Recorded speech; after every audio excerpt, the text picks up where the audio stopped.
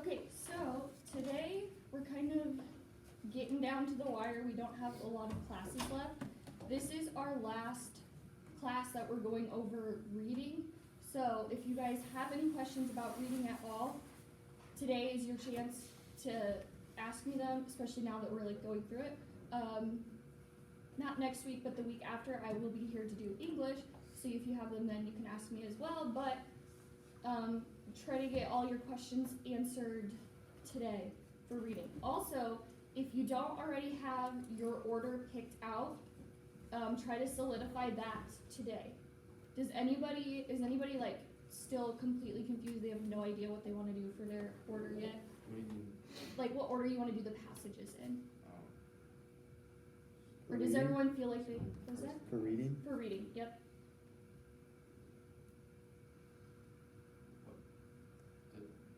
Why wouldn't you just go first to the last one?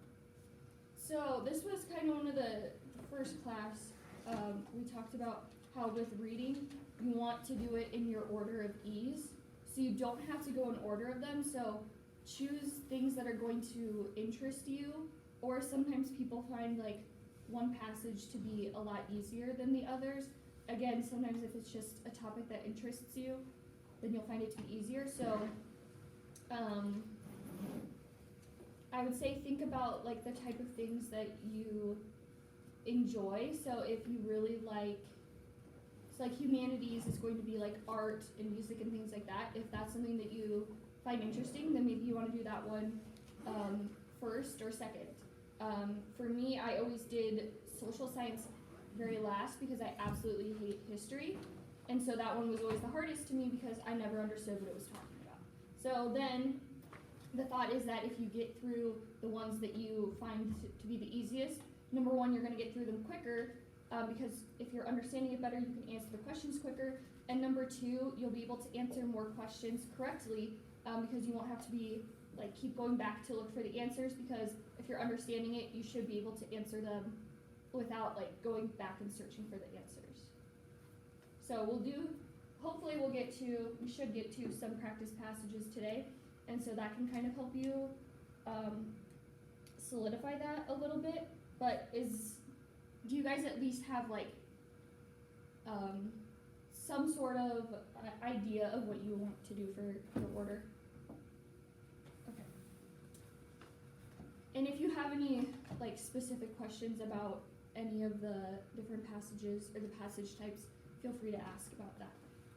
So we're just going to do a little bit of review and then kind of go over some different techniques or strategies for answering the questions. And then again, I can go through any questions or concerns you guys have about the reading test, and then we'll do some practice passages. So.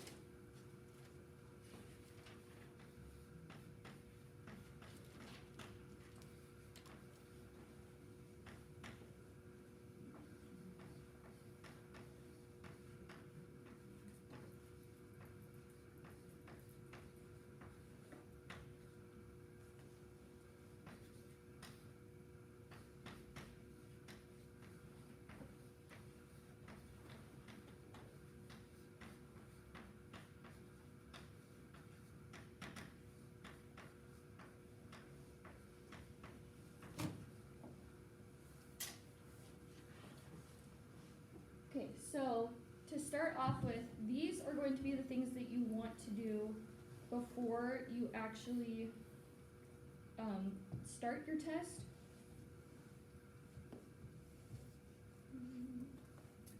So the first one we kind of already talked about. Do the passages in order of ease. Make sure that is something that you have decided before you go in to take the test.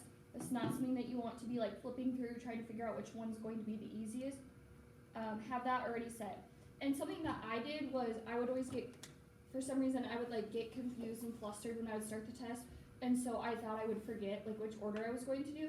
So I would take like 5 seconds right at the beginning of the test, and at the top of each passage I would write which order I was going to do it in. So like I would flip to humanities and write a number 1 on top. I'd flip to the next one that I was doing and write a number 2 on top. So then when I was like going through to actually take the test, you just can flip back through to it, and like you can see which number it is that you're going to be going to next instead of trying to like flip around and figure that out. So if you find that, or if you think that it's going to be a little bit confusing for you to do that, go ahead and write it out on the top once you get your test. Or I guess once you've started, because you can't really look at it before. The second one is to preheat with the citation. So before the passage starts, they'll give you a little bit of context about the author and the passage. So typically they'll say which type of passage it is. They'll give you like the title of it, maybe sometimes tell you a little bit of like what the topic is, and then they also will tell you the author. So sometimes that can help you to kind of like get into it and kind of know what the passage is going to be about, so you're prepared for when you actually start to do the passage. Then the third one, again, these are all kind of ones we've already talked about, so these are kind of review, but force yourself to be interested. Just make sure that you're not like dozing off. Make sure that you're staying focused on what you're doing so that you are able to finish in time.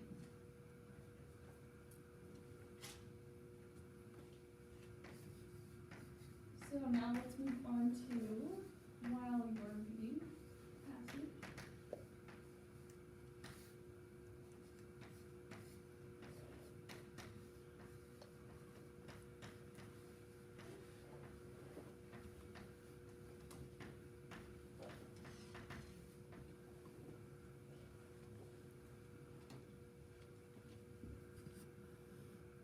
Okay, so again, we've already talked about this, but just to go through the timeline of everything. While you're reading the passage, make sure that you're indexing, underlining, making little notes in the margins, just so that you're able to, like you're picking out the important parts of the passage, so that when you go back to answer the questions, you can find those specific sections right away.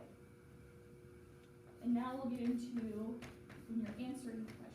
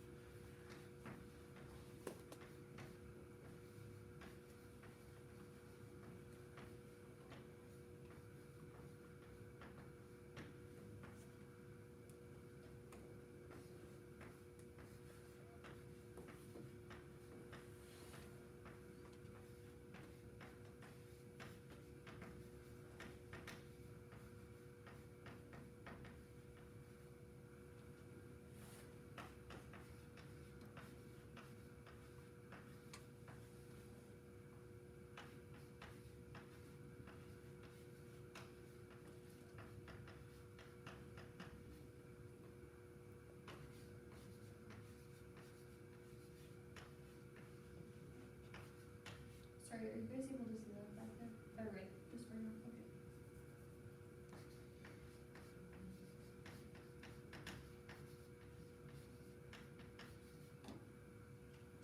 Okay, so we'll start with these two.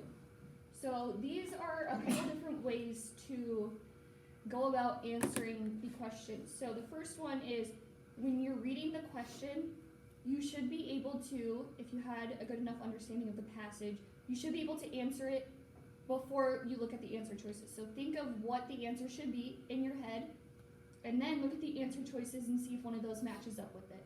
And if it does, then that's most likely going to be the correct answer, and then you don't have to go back and look for it. So again, if you had a good enough understanding of the passage, you should be able to answer it without going back to look at the passage. The next one would be to use the process of elimination. So you can kind of use this for a lot of different types of questions, but the best way, or I guess like one of the biggest giveaways that you're going to want to use process of elimination is if the question says like not or except. So it's asking for like which one of these was not mentioned in the passage, or the author would agree with all of these except, and so that's going to be a really key word or words, I guess. So if you see those, you're most likely going to want to use process of elimination to cross off which ones you know are wrong, and then you're left with the correct one. So some reasons why you would want to get rid of an answer is if it's too broad, too specific, or if it changes the relationship. So make sure that what you're answering logically makes sense with what the question is asking. Sometimes you'll see things, well, they'll kind of trick you because they'll like have a really specific thing that's mentioned, and then if you go back, you can find that exact sentence in somewhere in the passage, and so you think, oh, well, it said it in the passage, so this must be the correct answer. But sometimes it's not logically answering what the question is asking. So just make sure that it's like it makes sense with what they're asking, and that it actually answers what they're asking instead of just being another fact or another piece of information that they bring up in the passage. And we just have a few more to go through.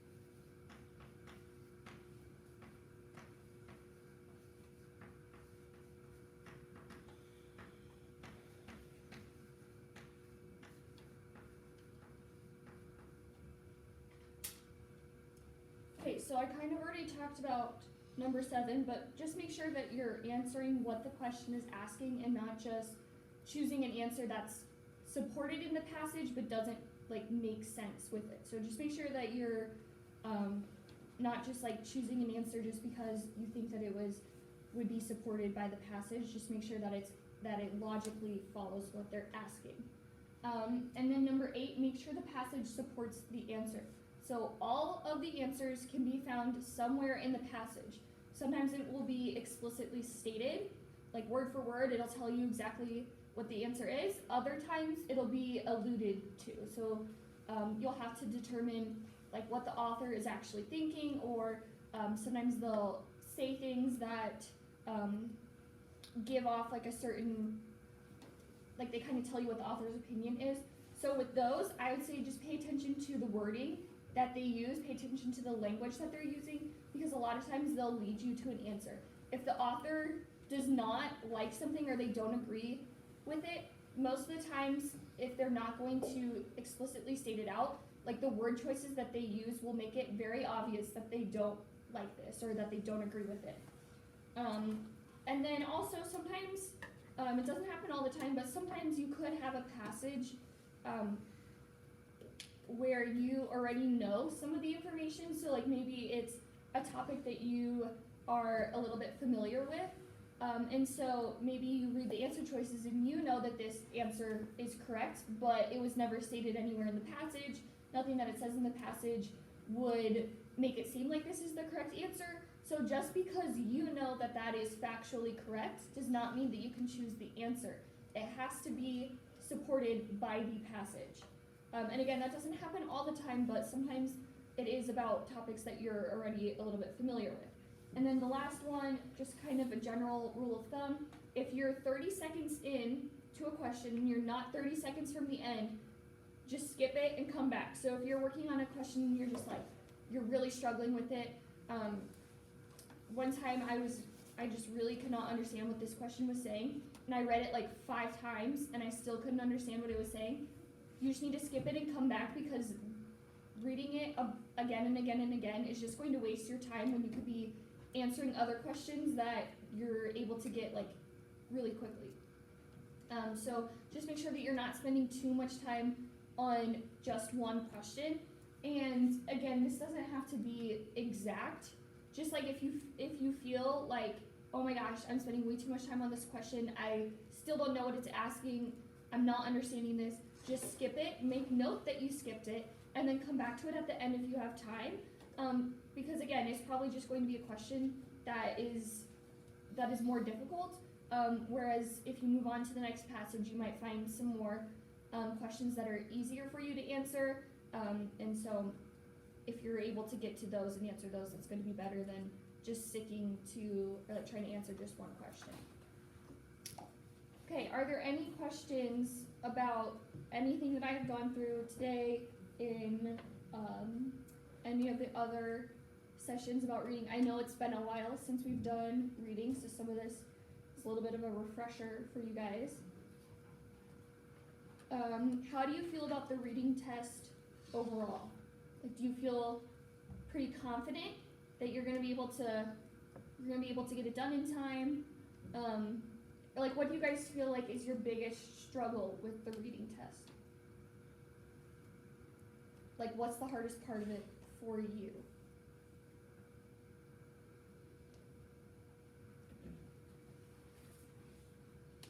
Does everyone feel like they're going to be able to get it done in time? Okay, perfect. I would just say, if you find yourself spending too much time on any one particular passage or any one question, just skip it, because it's not worth it trying to like spend all your time trying to answer one question when you can get through 10 more and get those answered correctly. And that kind of goes for any of the tests. And then a lot of people don't, or like they're working up until the last minute. So if you find that you're working up like right until the very last minute, don't get super freaked out when the proctor says that there's 5 minutes left. Just because, especially in the reading test, every second counts, every minute counts. So 5 minutes, if you find that like maybe you're just getting to the last passage and they announce that there's 5 minutes left. While that's not ideal, you could still get through a good amount of those questions. You might have to guess on some of them, but you could just scan through the passage and then answer as many of the questions as you can, and then spend a little bit more time on them. Just make sure you fill in all the bubbles, make sure you're answering all the questions. If you guys don't have any other questions, if I think of anything else, I will let you guys know, but then we will get to doing some practice passages. So, let's see.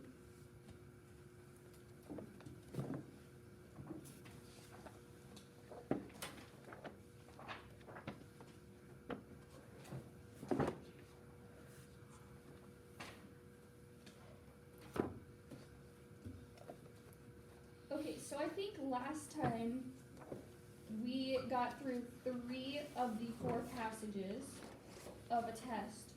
So we will do that 4th one. Or actually, I'm going to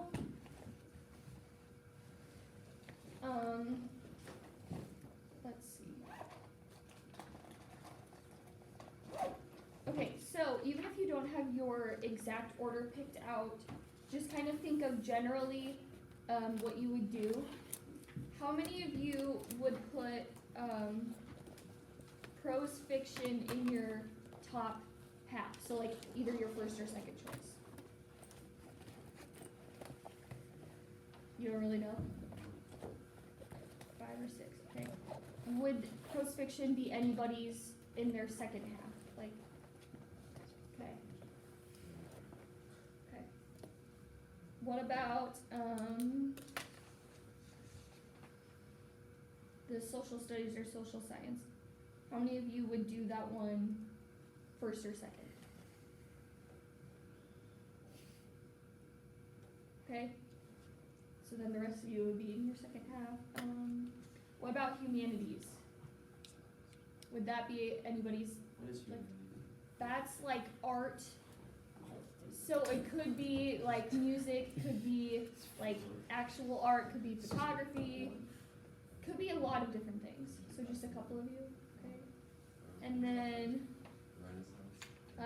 natural science. How many of you, that would be like your, that's one of your top choices? Okay. Is there any that you guys find to be super difficult that you would like to spend more time on and focus on that, or is it just kind of like you know which ones you find interesting and the others you're still able to do them but you just don't really enjoy it as much? Okay, perfect. I just wanted to make sure that there wasn't any that you wanted me to spend more time on. Okay, so let's open up in the red book to page 514. I believe that is where we left off last time. I don't define time. We need a lot more.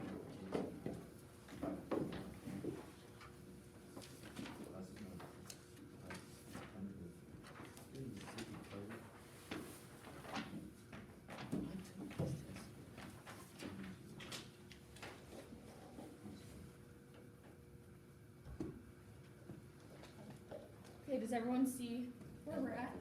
Yeah. What was that? Kind of that. Okay.